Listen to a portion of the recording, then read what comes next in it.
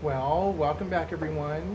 This is Sifu David Akrish from Black Dragon Modern Combat, and I am doing a follow-up from yesterday's video, which was iron arm, forearm training, and went over, I'm using a lot of the Charlie Foot, I call them all strikes, because once you actually start working through and building up your arms, there's really not a block.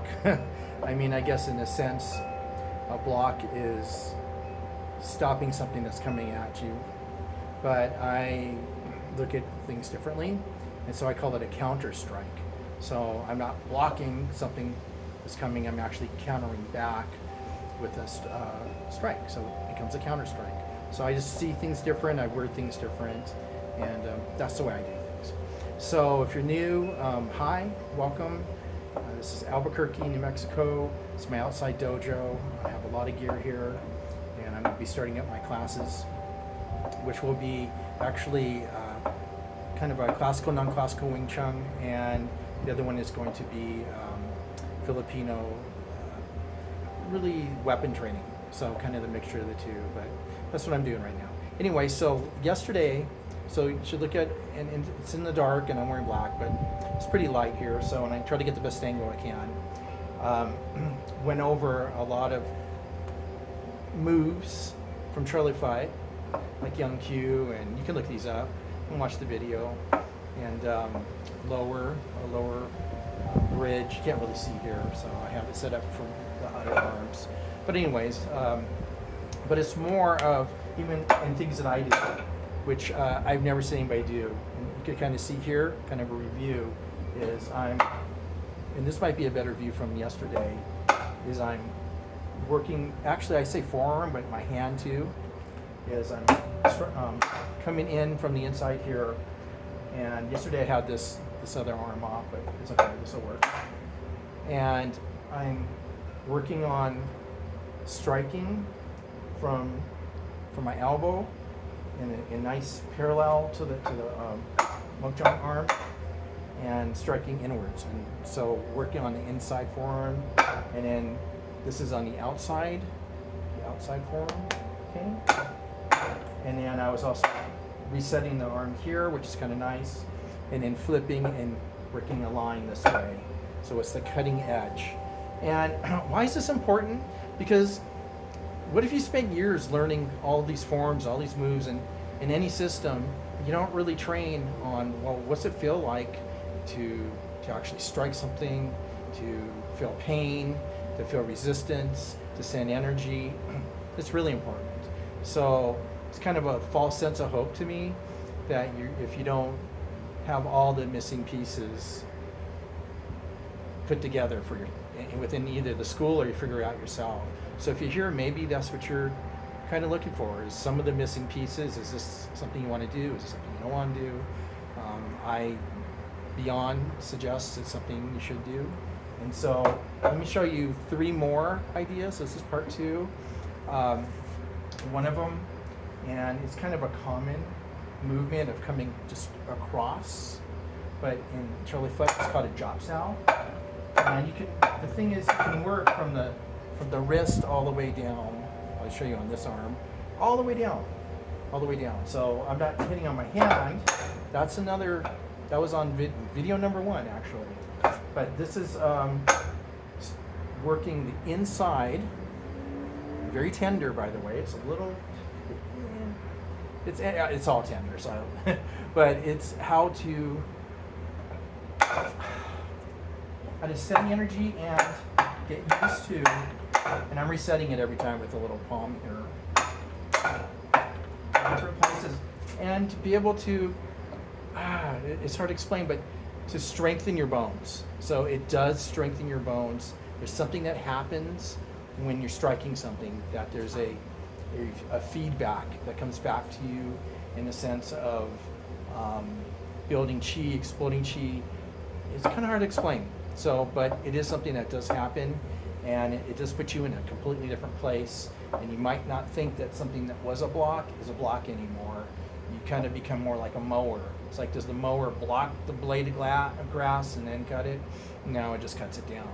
And so that's what this is about. This is just cutting things down, whether it's you're striking the arm, you're striking whatever, anything that you're learning how to, or having the ability to absorb pain, to give pain. This is something that a lot of people don't talk about, pain, and what this really is about. This is about destruction. So this is destruction. And so the first one is a drop cell. And then the second one that is kind of a difficult one, and it's used a lot in, well, again, and like I said, I'm using Charlie 5, but it's a rolling, rotating type cutting, and this is something that I had to find out on my own, like really how this is applied, what it feels like, how to train on it, and there are millions of forums at Charlie 5. And so, but I said, well, I have to be able to. Oh, my bells are going. I'm sorry. I have those going on. It sounds like the show coming. Anyways, but to roll through and intercept, counter strike, cut, destroy, whatever you want to call it, break. And what I'm doing is I'm rolling and catching this. And no, I've never seen this on any videos. So I'm trying to do things that nobody else does. Everybody's doing the same thing, and I'm pretty different. So you'll see that in my other videos if you watch me. And so there it is right there. I'm cutting through, and actually in this one I am a little closer into the wrist, but that one I wasn't. I was more towards the elbow. So this is a very interesting angle, just to practice that angle, but also to be able to apply it. So that's number 2. And then lastly is it's an interesting back fist that's part of Charlie 5. It's called a quad choi. And so the quad choi is, again, you're working the back or the backhand side of your arm, and actually I'm gonna show one more. But the quad choi is it's a really big circular, or it can be small, but working that back wrist, not the hand, of hitting the quad choi with a knuckle shot, or trying to, which is part of it, which is it, but also using your whole. See, the whole thing is a lot of the kung fu systems, you're using your whole arm. You could use your whole arm, and I haven't even got into like training on this with my shoulder and different parts of my body, other than what you normally see, which is a hand, maybe a little bit of, and so I'm trying to bring new awareness to how much to open your mind up to using the Mook Jong, and how to use it, or why to use it, why I use it. I shouldn't say use it, but train on it. So here I'm doing a quad choi, and on this one again, you're working all up and down your forearm. Okay, the ventricle side, pretty sure that's right, of your forearm. And then I said I was going to do one more. Let me see if I can remember. So again, these videos, I just like put up the camera, start going. So I don't spend hours sweating and worrying. I just think about what I want to do, and I go, I'm going to do that tonight. So that's what it's nice about. But what was the last one I was thinking? Let me think. I do remember. Okay, so because I've been working on a lot of tiger stuff, and someone said, well, the tiger, one of them, like a real common movement of the tiger, is to come over the top, which it is. I should say common, real traditional, and using the underside, the opposite of what I was just doing with the quad choi, the inside, which is pretty tender, side of your arm. So maybe you learned this cool movement, and I'm trying to do it here, but can you really do it? Can you really apply it if you're not training in these other modalities of, I'll say, true Shaolin or true combat martial art training? So this one is, I'm just coming over the top and just seeing what it feels like, because this thing doesn't really move downwards, so I want to be really careful with this. But I do come over and put a little something into it to see what it feels like to come over the top. So here I'm pushing it over. Sometimes you can come out at an angle and get the movement of the arm too, which helps to explode the energy. But you can just come over the top. So that was something I want to talk about. And it reminded me of a movement that's in so much of Chorley Fight, which is called, it's a circular block. The name is a block, but I don't call it a block. It's a Poomkyu. And so a Poomkyu is this it's an amazing, it's a beautiful movement that rolls. It's almost like Tai Chi, and it rolls over, which reminds me of the tiger rolling over the top.